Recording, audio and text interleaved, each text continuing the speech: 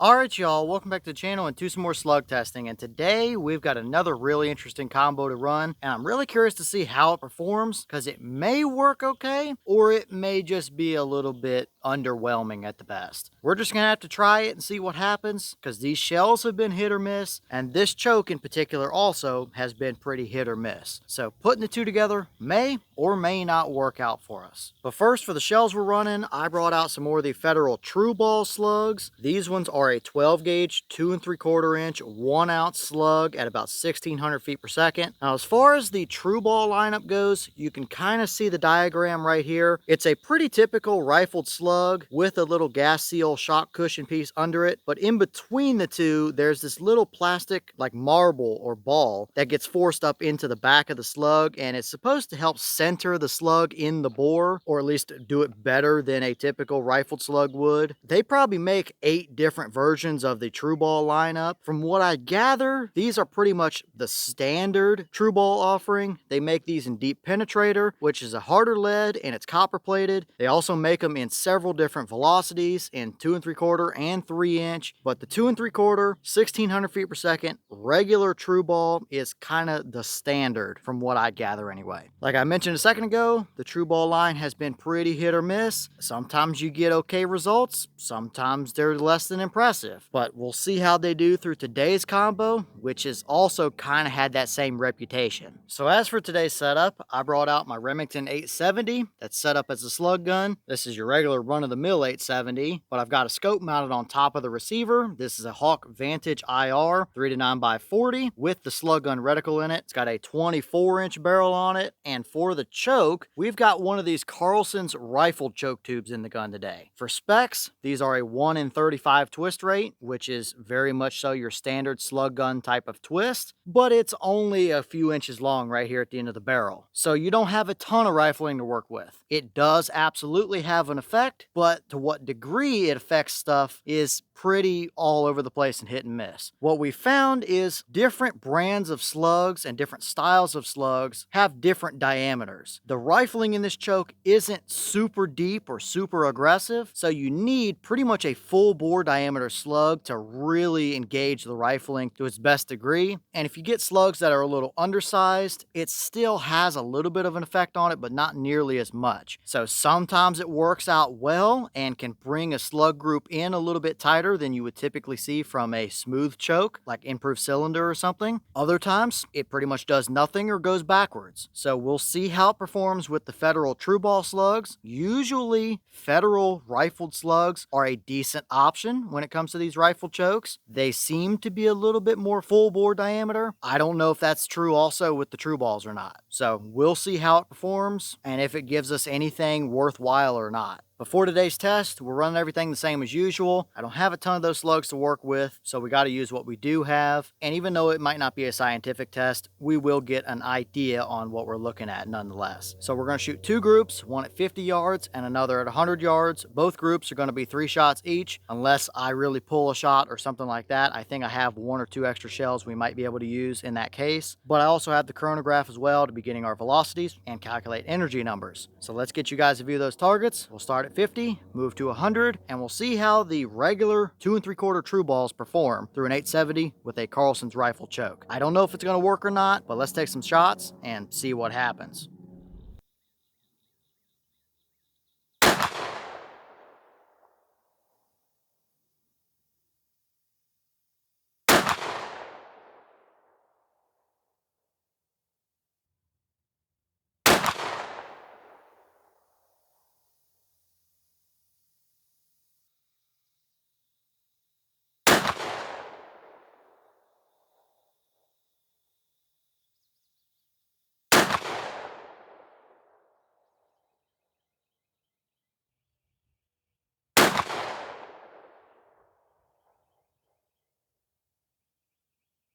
All right, so let's take a quick look through our chrono numbers before we go look at our target results. We have a boss claim of 1600 from these shells. We also have a 24-inch barrel with a little bit of choke out of the end, but I still think we were pretty close to the ballpark of where we should be seeing, although it's definitely possible the factory may have tested these through a little bit longer barrel than our 24-inch. But we had a high of 1573, a low of 1545. That gave us an average at 1563, so 37 feet per second below their boss claim. I would say that's probably a couple inches worth of barrel, so that makes sense. With an extreme spread of 28 and a standard deviation of 8. So for a slug load, they're pretty consistent for velocities as well. But at an average of 1563, here's your muzzle energy for a 1 ounce slug. That's 437.5 grains. Obviously, plenty good enough for whatever you'd want to use these for. There's no deer that's going to make it through that kind of energy numbers for sure. But what did we see as far as accuracy goes? And did we actually see any improvement with this rifled choke tube or not today? Let's go check it out and see.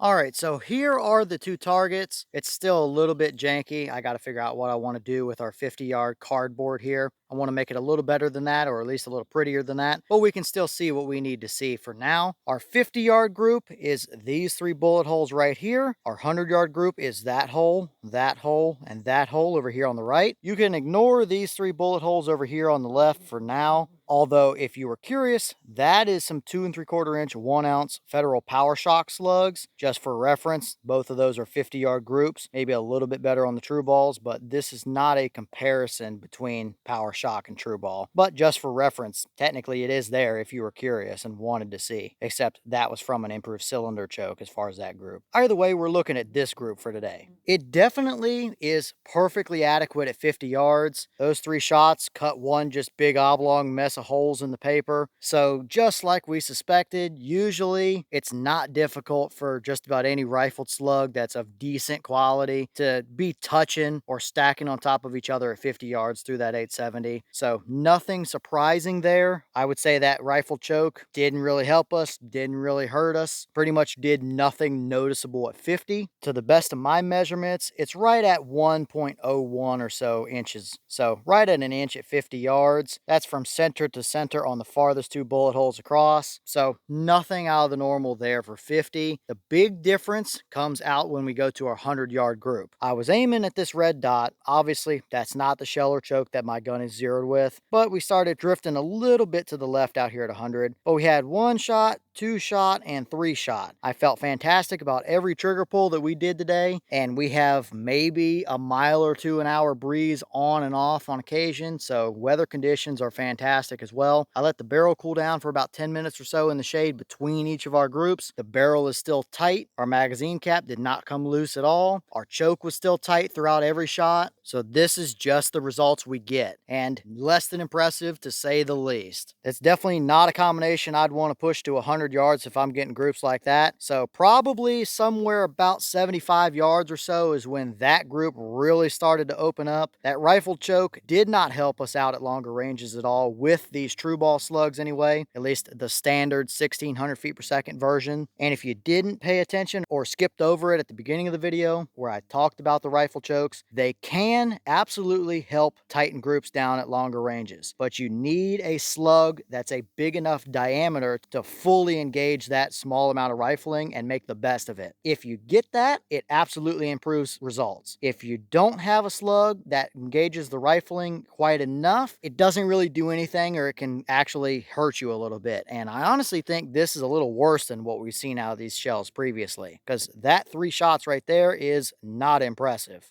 I even had to break out the tape measure here to measure this because my calipers won't go far enough. It's right at 10.5 inches from the center of that left hole to the center of that right hole. That's a 12-inch circle right there. That's 10.5 inches worth of spread. Not what I want to see for sure. In my slug guns, with a good solid performing rifled slug, I want to see 3 inches or better at 100. We're not even close. So that rifle choke did not do anything to help improve our results at longer ranges. And still, the TruBalls are hit or miss. Some of them are decent, some of them are not. We may have a little bit of both cases here today where the TruBalls may not be fantastic and the rifle choke probably didn't help us out none either. So this is why you test different things and see what you get. I guarantee if we would have taken more shots at 100, since this is not a scientific test, but if we would have taken more, we would have pretty much covered all of the rest of this area right in here. So not overly consistent there for accuracy results. 50, 60 yards or so, sure. 100 yards, probably not out of this combo anyway. Alright y'all, well, what did you think about those results right there? It's a close to moderate range combination at best. 50, 60 yards, sure, you're going to be just fine. Once you hit 70, 75, 80 yards or more, you're probably going to start getting a little bit shaky. Is it still minute of deer? Maybe, but it's not a combo I would trust at 100 yards, myself anyway, to do the job. And the fact of the matter is, 10.5 inches at 100 yards is just not good, even for a slug gun. Like I mentioned a minute ago, I like to see 3 inches or better from a rifled slug at 100 yards. We know that 870 can absolutely do that. We have numerous different slugs that have shown 3 inches or a little better at 100 yards pretty consistently. And even then, it's not at all difficult to shoot rifled slugs that get 5-inch groups or better at 100 yards. And even though 5 inches is not impressive, for a slug gun, it's not hard to do that. So the fact that we're at 10.5 inches at 100 just isn't what I want to see. It all comes down to the TruBall slugs being kind of inconsistent performers. Sometimes they work, sometimes they don't. And the rifle choke is hit or miss as well. If you find the right combos for both that choke and that shell, they work out nicely. If you don't have the right combos, you get what we saw here. It's not hard to get an inch, inch and a half group or so at 50 yards out of just about any halfway decent slug through pretty much any choke. But when it comes down to the rifle choke performance, it didn't really help us out there anymore at 50 yards either. So just not entirely a combo that worked out in our favor. This is why we test different things to see what happens. Sometimes it's going to work. Sometimes it isn't. We've seen way better out of both options. This is now one that we know is probably not worth the time. But let me know all your thoughts down below. Is that about what you expected to see? Were you a little surprised one way or the other? Have you tested any of the TruBall slugs or one of those rifle chokes? And if so, what kind of results have you seen? Is this a combo you would actually hunt with? If so, would you trust 10.5 inches worth of spread at 100 yards? Or are you kind of like me where it wouldn't be your ideal choice, but if it's what you had to run, 50, maybe 60 yards or so, and you're going to call it a day there. And of course, what other setups and slug testing do you want to see? We can pick up more of those shells and run through other combos. We can run other shells through this 870 with the rifle choke. Anywhere in between, let me know some stuff you guys might want to see. But with that being said, I've got some more testing to get done for you guys, so I'm going to get back to it. As always, we have the channel Instagram as well as the mailbox where you can send stuff if you'd like. All that information will be in the description if you're interested in it. But I'm going to get back to it, so I'll see y'all in the next one.